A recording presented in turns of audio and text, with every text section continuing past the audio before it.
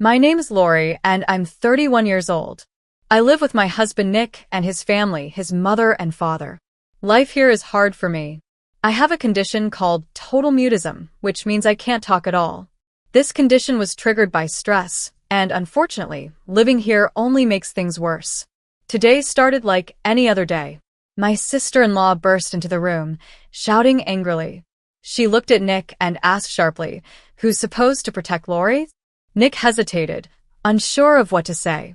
Before he could get a word out, she slapped him across the face. "Don't just stand there saying, answer me," she yelled. Nick tried to respond, but she raised her hand again as if ready to hit him a third time. He quickly stammered, "It's me. I'm the one who should protect her. I'm sorry." I stood there silently, watching the scene unfold. I wanted to speak up, but I couldn't. I've lived like this for a long time now, unable to defend myself or even express my feelings. Sometimes I feel invisible, like I'm just a shadow in this house. Living with my in-laws is a struggle. My mother-in-law often reminds me how much of a burden I am. "You can't even talk," she'll say with frustration. "You're such an inconvenience. What kind of wife can't even communicate?" Her words hurt, but I don't have the ability to respond, so I simply lower my head and carry on. Tonight, like every night, I was in the kitchen preparing dinner. Cooking is one of the few things I can do to contribute, even if I never get any credit for it. My mother-in-law acts like she's the one doing everything. When Nick came home, she greeted him with a smile and said, "Oh, dinner's ready. Doesn't it smell amazing?" Nick smiled and said, "It smells great. Is it curry tonight? I'm so hungry." But then my mother-in-law added, "Don't let the smell fool you. You never know what's in it. I'd better taste it first, just to be safe." Her words stung. She always makes it seem like I can't be trusted, even with something as simple as cooking. Nick didn't say anything to defend me. He never does. He just sat down at the table and started eating after his mother gave her approval. I served everyone quietly, as usual, and then sat at the corner of the table, eating my own meal in silence. No one noticed me. No one thanked me. Sometimes I dream of leaving this house and starting over somewhere else. But where would I go? My parents passed away when I was young, and I have no other family to turn to. Without a voice, I can't get a job or live on my own. So, for now, I'm stuck here, enduring this life because I have no other choice. I would never put anything bad in the food. Why would I? But tonight, my mother-in-law decided to make a big scene again. "Oh no, what is this?" she exclaimed, glaring at the curry I made. "What's wrong with it?" Nick asked, concerned. "It's disgusting." "Nick, don't eat it," she shouted before flipping the entire plate of curry into the sink. Not stopping there, she grabbed the pot of curry and dumped that into the sink too. I froze, watching helplessly. She turned to me with a sharp look. "What's with that expression? Are you trying to tell me I'm wrong?" she snapped. "This food is terrible, obviously. No one should eat something like this." Then she sighed dramatically and said, "Poor Nick, having to put up with a wife who's such a terrible cook. I wish she could cook well, like me." Nick looked upset. "Mom, I was hungry. You shouldn't waste food like that." She ignored his frustration and said sweetly, "Oh, I know you're such a kind boy, Nick. But this isn't my fault. It's Lori's. She's the one who wasted all the food by cooking something so awful." Her words stung. I wasted food? I thought to myself. How can she blame me when she's the one who threw it away? She clapped her hands together suddenly, as if a brilliant idea had struck her. "Let's order Nick's favorite sushi tonight." "That's a great idea," Nick said hesitantly. "Oh, but I won't order any for you, Lori," she added, her tone sharp. This wasn't the first time, nor would it be the last. Days like this happened over and over again. I kept quiet because I had no other choice. My condition, total mutism, left me unable to defend myself. One day, after weeks of enduring this treatment, I suddenly fell ill. My body couldn't take the stress anymore. The one saving grace in my life was my sister-in-law, Sydney. She didn't live with us but visited me every once in a while, and I looked forward to her visits more than anything else. "Hello, Lori. How are you feeling? Sydney asked gently as she entered my room. She was always kind and understanding, the only person in the house who seemed to care about me. I smiled weakly. Sydney sat beside me, her presence a comforting reminder that not everyone in the family treated me badly. I hope you feel better soon, she said warmly. I really hope you'll be able to speak again one day. Then she pulled something out of her bag. Oh, by the way, I brought this for you. It was a wedding invitation. She was getting married. I couldn't speak, so I smiled brightly and clapped my hands for her. It was my way of congratulating her. Thank you, Lori, she said, beaming. I met a wonderful man at work. I really want you to come to the wedding. Please make sure you're there, okay? Her words touched me deeply. Sydney had taken time out of her busy life to hand me this invitation personally, and she genuinely wanted me to be part of her special day. That evening, however, my mother-in-law was furious when she found out. Of course, we'd be invited to Sydney's wedding, she fumed. But why on earth would she invite Lori? It doesn't make sense. I overheard her words from my room, and they stung just as much as the other things she said about me. Even a happy moment like this couldn't escape her cruelty. But no matter what she said, I decided I would go to the wedding. For once, I wanted to feel included and part of something special. Sydney's kindness reminded me that not everyone thought of me as worthless. I guess it's because she's my wife, Nick said with a shrug. But it's not like she had to be invited. My mother-in-law chimed in, her tone sharp. Just because they're relatives doesn't mean they all need to come.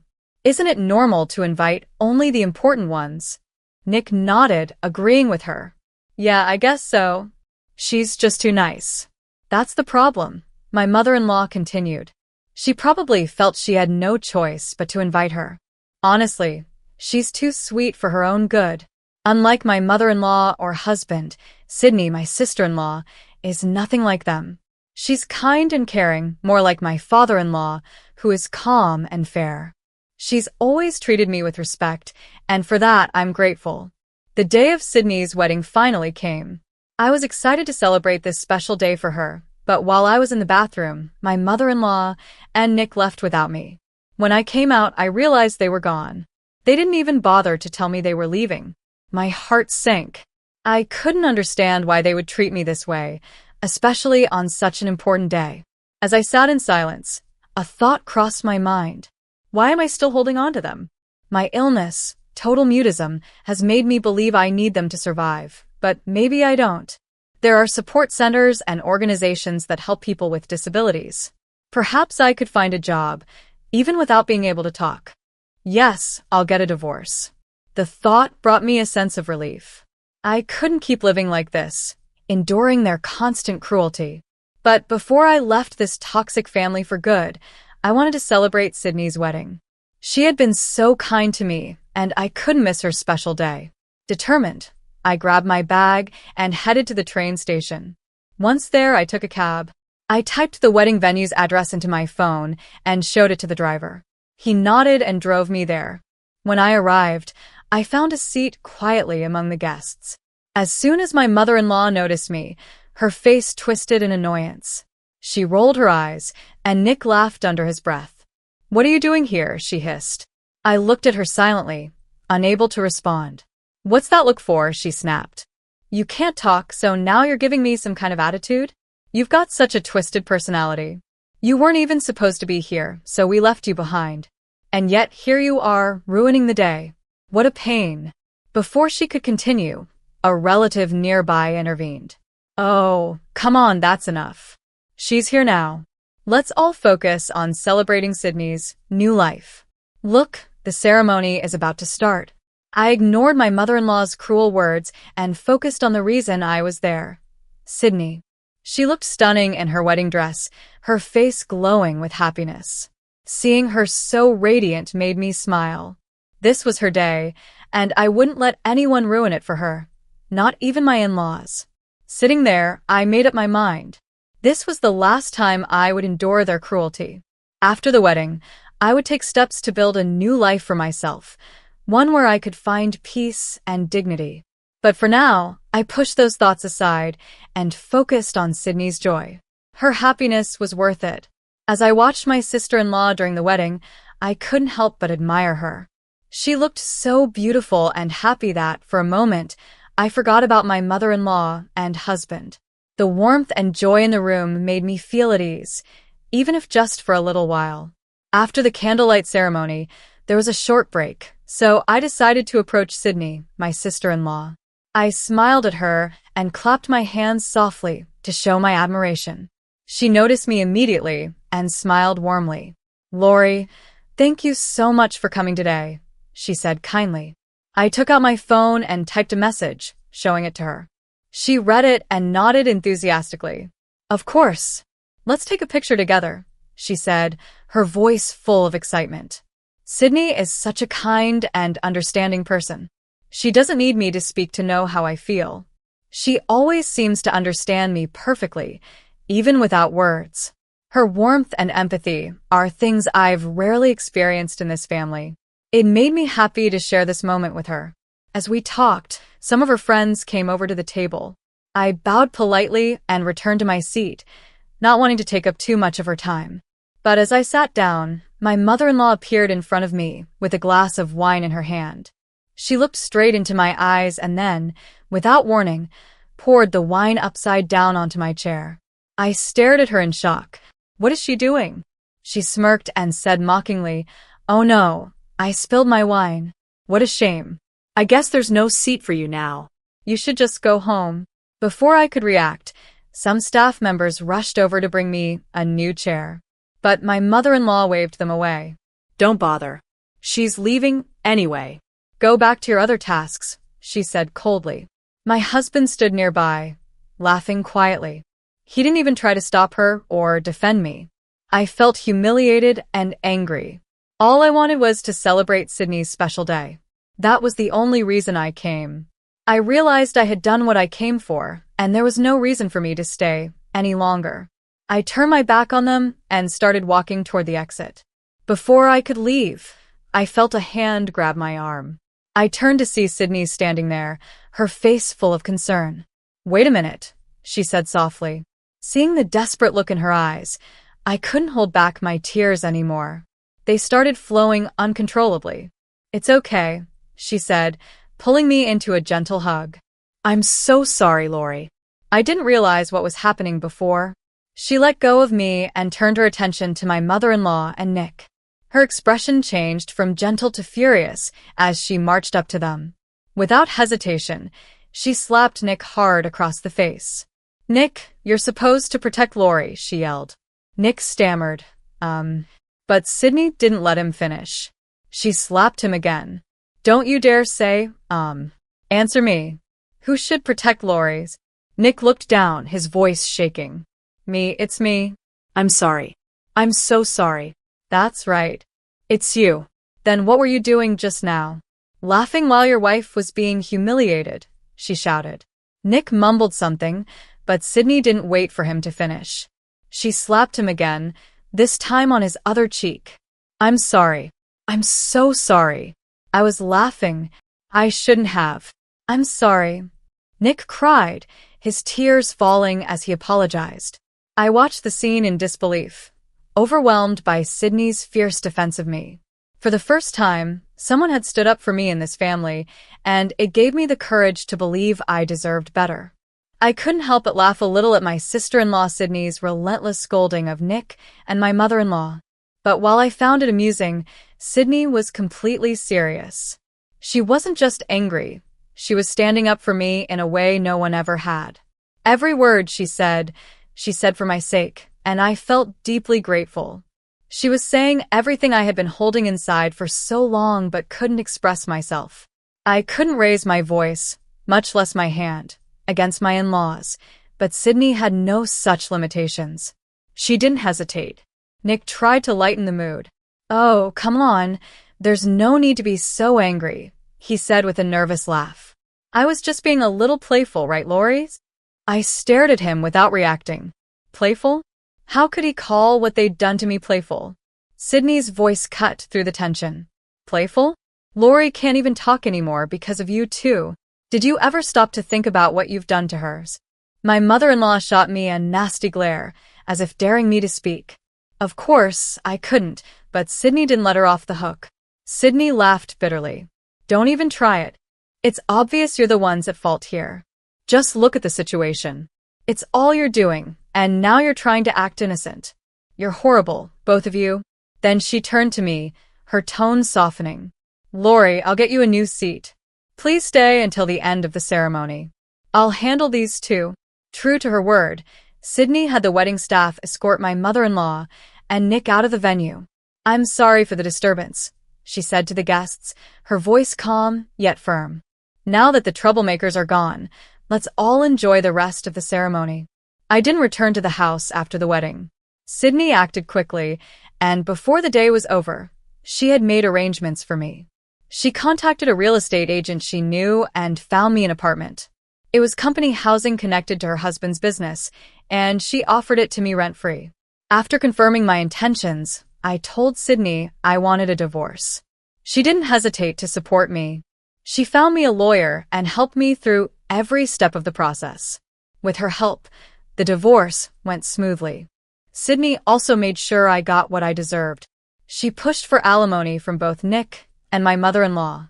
According to the lawyer, they had to pay more than the usual amount because their actions were directly responsible for my illness. Their mistreatment had caused me so much harm, and Sydney made sure they were held accountable. For months after the divorce, my life started to change for the better. While there is no cure for my condition, the symptoms became more manageable. Without the constant stress and cruelty of my in-laws, I began to heal, both physically and emotionally. Sydney didn't just save me from a toxic environment, she gave me a new chance at life. I'll always be grateful to her for standing by me when no one else would. Thanks to her, I'm finally free to live a life of my own choosing. I don't know when my symptoms might return, but for now, I feel free. The main source of my stress, my husband and mother-in-law, is no longer in my life. With them gone, I hope the symptoms of my illness never come back. They wanted to see me to apologize, but I refused. I don't ever want to see their faces again or hear their voices. They caused me too much pain, and I've decided to move forward without them. Lori, are you ready? My sister-in-law Sydney called out. Yes, I'm ready, sister, I replied, giving her a nod. Okay, let's go, she said with a smile. I'm starting a new chapter of my life with Sydney and her husband. They've offered me an amazing opportunity. I'm moving to New York to work as a nanny and helper for their family. Sydney is 4 months pregnant, and once the baby is born, she plans to return to work. She needed someone she could trust to help with the baby, and she asked if I would take the job. I agreed without hesitation. Sydney's kindness has changed my life, and I'm excited to support her and her growing family. I'll make sure you're registered as an employee at my husband's company, she had said when we first talked about the idea. That way, we can apply for your visa when the time comes. Thank you so much, I replied, feeling overwhelmed with gratitude. Looking back, I never imagined my life would take such a turn. Just a few months ago, I felt trapped and hopeless. Now, I'm filled with excitement for the future. I can't wait to start this new journey, and for the first time in a long time, I feel happy. Sydney often tells me how awful my mother-in-law was. That woman is pure evil, Lori. She pushed you so far that you couldn't even speak anymore. And Nick, how pathetic he is, just standing by and laughing while she mistreated you. She's right. My mother-in-law's cruelty and my husband's failure to defend me broke me. But Sydney's kindness and support have helped me heal. I'm so grateful for her. Without her, I don't know where I'd be today. As we prepare to leave, I feel a sense of peace I haven't felt in years. The worst part of my life is behind me now. I have a fresh start and the chance to build a life filled with purpose and joy. I hope you'll spend the rest of your life smiling, Lori, Sydney said one day, her words warm and sincere. I smiled back at her, feeling that, for once, it was truly possible. If my story teaches anything, it's that even in the darkest moments, there can be light. Sometimes, all it takes is one kind person to make a difference. For me, that person was Sydney. I'll forever be grateful for her love and support. Thank you for reading my story. If you liked it, please consider subscribing to the channel. See you next time.